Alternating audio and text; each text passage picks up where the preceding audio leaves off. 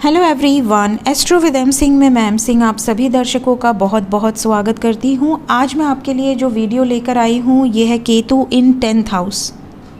आपकी जन्म कुंडली में केतु अगर 10वें भाव में बैठे हैं तो किस तरीके के परिणाम आपको देखने मिलेंगे अपने जीवन पर। करियर पे क्या इफ़ेक्ट पड़ेगा, किस तरीके का रिजल्ट आपको मिलेगा अगर केतु यहाँ पर बैठकर शुभ प्रभाव दे रहे हैं। अगर केतु नेगेटिव हो गए हैं तो किस तरीके के प्रभाव आपको देखने मिलेंगे। प्रोफेशन किस तरीके का हो सकता है, इनकी दृष्टि का, एस्पेक्ट का क्या प्रभाव पड़ेगा। साथ ही साथ लास्ट में हम डिस्कस करेंगे कुछ रेमेडीज़। तो शुरू करते हैं गाइस। सबसे पहले केतु क्या है। केतु एक छाया ग्रह है, केतु एक शैडो प्लैनेट है। केतु विरक्ति का कारक माना गया है, आइसोलेशन का कारक माना गया है, स्पिरिचुअलिटी, स्पिरिचुअल अवेकनिंग, अध्यात्म का, आप जो भी साधना करते हैं, योग करते हैं, मेडिटेशन करते हैं, आइसोलेशन में आप अध्यात्म से जुड़ते हैं, अंतरात्मा से जुड़ते हैं, इन सब का कारक केतु को माना गया है। अगर हम बात करें 10th हाउस की तो 10th हाउस आपका कर्म स्थान है। देखिए, काल पुरुष की कुंडली के अकॉर्डिंग 10th और 11th पर शनि का आधिपत्य है, तो कर्म स्थान शनि के अंडर में आता है। तो आपको अपने बर्थ चार्ट में अगर केतु का सही तरीके से फल देखना है, 10th हाउस में अगर केतु हैं तो आपको ये नोटिस करना होगा कि आपके शनि के सिचुएशन में है। अगर शनि पावरफुल होकर बैठे हैं तो यहाँ पर केतु भी आपको अच्छे रिजल्ट्स देंगे। साथ ही साथ आपको ये भी नोटिस करना होगा कि केतु अपनी मित्र राशि में है, शत्रु राशि में है, या किसी ऐसे ग्रह के साथ तो कंजंक्ट नहीं है जो कि उनका शत्रु है। तो ये सारी चीज़ें कुंडली पर बहुत प्रभाव डालती हैं। मैं यहाँ पर जनरल प्रेडिक्शन करूँगी कि अगर केतु 10वें भाव में है तो इन जनरल किस तरीके के परिणाम आपको देखने मिल सकते हैं। बात करें 10th हाउस की तो 10th हाउस आपका कर्म स्थान है। आपका करियर कैसा हो सकता है, आपका वर्क प्लेस कैसा होगा, वर्क प्लेस पे आपका इन्वायरमेंट कैसा होगा, आपकी रेपुटेशन कैसी होगी। आपके लाइफ में 10th हाउस एक तरह से आप कह सकते हैं राज दरबार की संज्ञा दी गई है। आपकी पूरी जो वर्क प्लेस की इन्वायरमेंट है वो सब हम 10th हाउस से देखते हैं। साथ ही साथ क्योंकि 7th हाउस से 4th है 10th, तो यहाँ पर हैप्पीनेस ऑफ मैरिज ये भी हम देखते हैं। आपके मैरिज में कितना सुख रहेगा, कितना सुकून रहेगा, कितनी शांति रहेगी, आपकी मैरिड लाइफ कैसी होगी, ये भी हम 10th हाउस से देखते हैं। अब अगर यहाँ पर हम केतु को बैठा दें, केतु ग्रह अगर आपके 10वें भाव में है तो सबसे पहले आपको क्या फील होगा। सबसे पहले तो आपको ऐसा लगेगा कि आपको जॉब करनी ही नहीं है, या आपको आपके हिसाब से सेटिस्फैक्शन मिलने वाली कोई प्रोफाइल मिल नहीं रही। आप किसी भी पोजीशन पे हैं, पद पे हैं, आपकी चाहे कितनी भी प्रतिष्ठा है, बट आप सेटिस्फाई नहीं रहेंगे। आपको हमेशा एक अंदर से एक नॉन सेटिस्फैक्शन रहेगा अपने करियर से कि नहीं, आपके लिए ये सही नहीं है, आपको कुछ और करना चाहिए, कुछ और करना चाहिए, आपको अपनी फील्ड चेंज करनी चाहिए। कई बार ऐसा भी देखा गया है कि ऐसे जातक कंफ्यूज होके बहुत बार फील्ड चेंज करते हैं। सेटल होने में इनको काफ़ी समय लग जाता है। इन्हें ज़्यादातर कोशिश करना चाहिए कि ये अपने बर्थ प्लेस से थोड़ा दूर जाकर सेटल हों, तो इनको थोड़ा जल्दी सेटल ये हो सकते हैं। साथ ही साथ कई बार ऐसा भी देखा गया है कि ऐसे जो जातक होते हैं वो मल्टीपल सोर्सेज से इनकम अर्न करने की कोशिश करते हैं, क्योंकि केतु एक हेडलेस प्लैनेट है। कई बार रॉन्ग डिसीजंस भी ले लेते हैं बिजनेस में या जॉब में, जिसके कारण इनको नेगेटिव परिणाम भुगतने पड़ते हैं। कई बार इनका पैसा बहुत फंस जाता है और प्रॉफिट नहीं होता।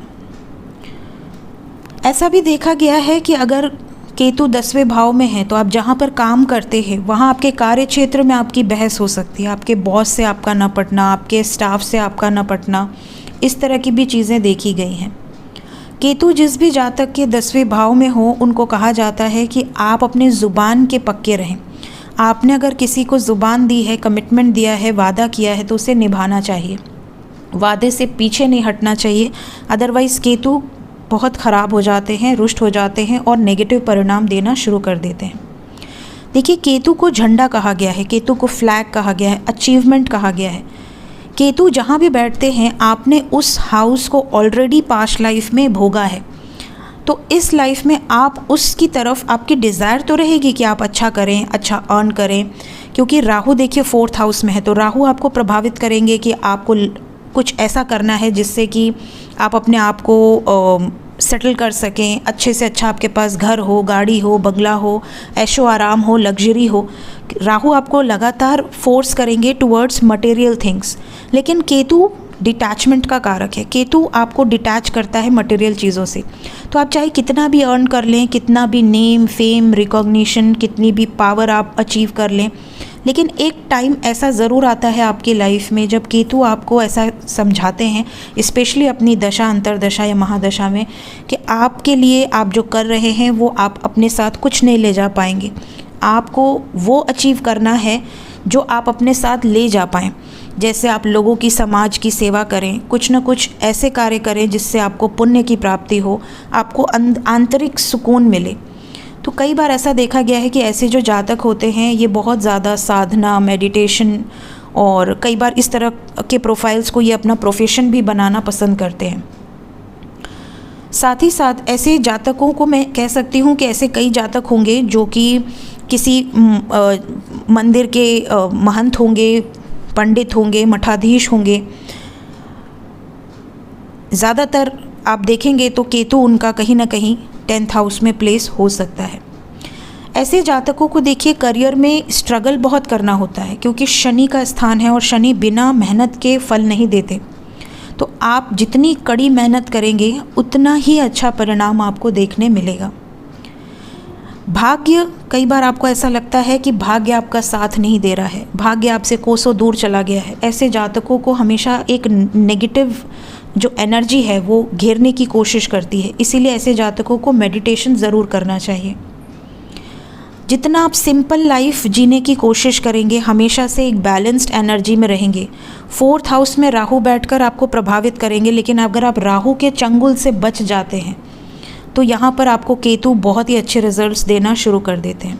कोशिश करें कि आप जो भी आपको मिल रहा है उसमें सेटिस्फाइड रहें।